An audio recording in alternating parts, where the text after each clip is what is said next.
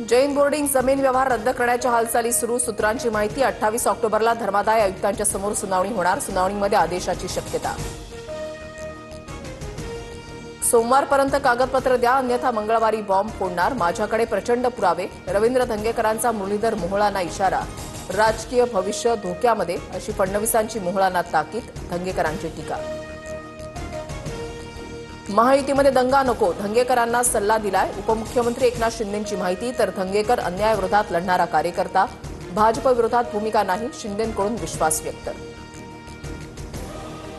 मुख्यमंत्र्यांनी दखल घेतली, पण पालकमंत्री जैन बोर्डिंगमध्ये फिरकले सुद्धा नाहीत. जैन मुनी गुप्तीनंद महाराजांची अजित पवारांवर टीका. मागणीचा विचार केला नाही तर निवडणुका जवळच, जैन मुनींचा इशारा. मुरलीधर मोहोळ आणि चंद्रकांत पाटलांची बंद दाराआड खलबतं. धंगेकरांनी केलेल्या आरोपांच्या पार्श्वभूमीवर चर्चा. गुंड निलेश घायवळ संदर्भात धंगेकरांकडून चंद्रकांत पाटलांवरही आरोप. महिला डॉक्टरच्या आत्महत्येशी रणजितसिंह निंबाळकरांचा काहीही संबंध नाही. मुख्यमंत्री फडणवीसांकडून क्लीन चिट.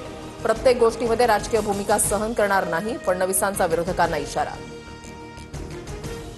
फलटणमधील महिला डॉक्टरची आत्महत्या नसून संस्थात्मक हत्या.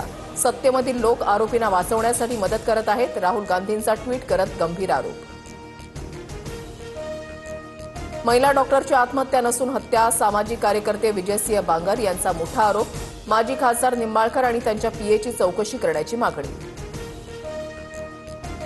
केंद्रीय गृहमंत्री अमित शहांचा उद्या मुंबई दौरा. सह्याद्री अतिथीगृहामध्ये सर्वपक्षीय नेत्यांसोबत बैठक घेणार. शहांच्या हस्ते महाराष्ट्र भाजपच्या प्रदेश मुख्यालयाचं भूमिपूजन होणार.